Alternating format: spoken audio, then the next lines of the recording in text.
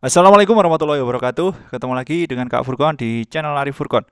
Pada video kali ini Kak Furkon akan berbagi informasi seputar P3K yang paling baru ya teman-teman. P3K tahap 3 yang akan dilaksanakan insya Allah di bulan Juli tahun 2022. Oke, silakan disimak infonya Bapak Ibu Guru yang ada di seluruh Indonesia. Oke, ini ada info terbaru dari gurubisa.com Jumat 3 Juni 2022.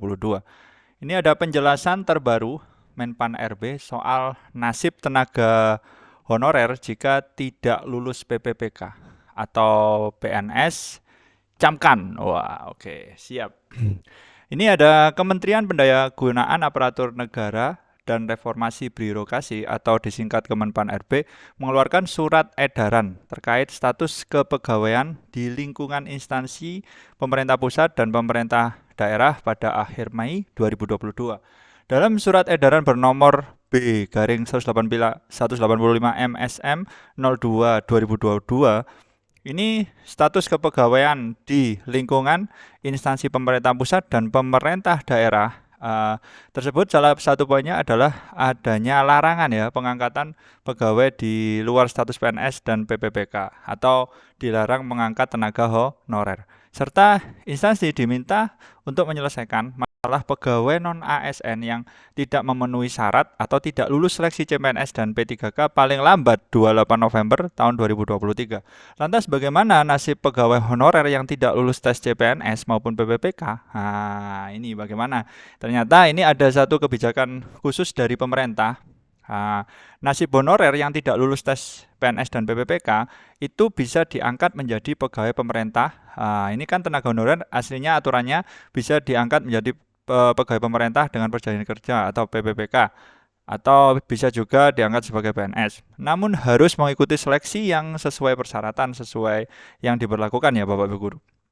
Nah, ini poinnya, jika tidak lolos atau tidak memenuhi persyaratan, akan dilakukan pengangkatan pegawai melalui pola outsourcing atau tenaga alih daya. Ini akan dibahas lebih lanjut insya Allah sesuai kebutuhan kementerian atau lembaga atau daerah.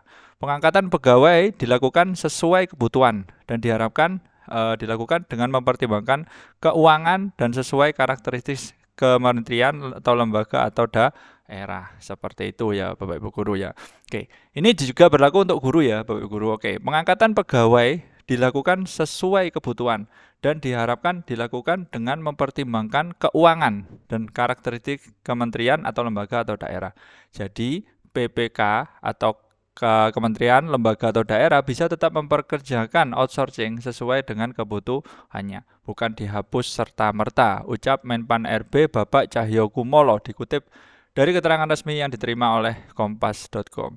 Ia menambahkan instansi pemerintah yang membutuhkan tenaga lain seperti pengemudi, tenaga kebersihan, satuan pengamanan juga dapat dilakukan melalui tenaga alih daya atau outsourcing dari pihak ketiga sesuai dengan amanat perundangan. Cahyo menerangkan bahwa penyelesaian pegawai non-ASN, non-PNS, non-PPPK, dan THK 2 merupakan amanat dari Undang-Undang Nomor 5 Tahun 2012 tentang ASN. Seperti itu Bapak Ibu Guru ya. Oke.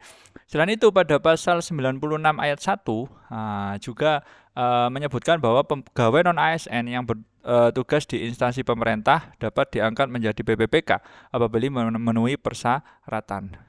Ini ada juga PP nomor 99 2018 mengamanatkan status kepegawaian di lingkungan instansi pemerintah terdiri dari hanya dua jenis, yaitu PNS dan PPPK. Sementara itu, dalam rangka penataan ASN, ketentuan perundangan diminta untuk melakukan pemetaan pegawai non-ASN di lingkungan instansi masing-masing. Seperti itu Bapak Ibu Guru ya infonya. Dan bagi yang memenuhi syarat dapat diikutsertakan dan dapat diberikan kesempatan mengikuti seleksi calon pegawai negeri sipil atau PPPK. Ia menyebut keberadaan peraturan perundangan memberikan kepastian untuk menjadi ASN. Nah, ini yang terpenting Bapak Ibu Guru, meskipun pegawainya outsourcing itu dijamin oleh Undang-Undang Ketenagakerjaan dengan memiliki gaji sebesar upah minimum atau provinsi, ini UMR. Karena status honorer tidak jelas. Kalau status pengupahannya tidak jelas yang mereka peroleh seperti itu. Oke, sekian infonya dari Kak Furkon. Semoga memberikan manfaat ya bagi Bapak Ibu guru maupun teman-teman yang sudah menonton. Semoga ini terrealisasi ya. Jadi meskipun dihapus tenaga honorer, tetap ada tenaga outsourcing dengan upah yang UMR. Oke, salam semangat terus dari Kak Furkon. Wassalamualaikum warahmatullahi wabarakatuh.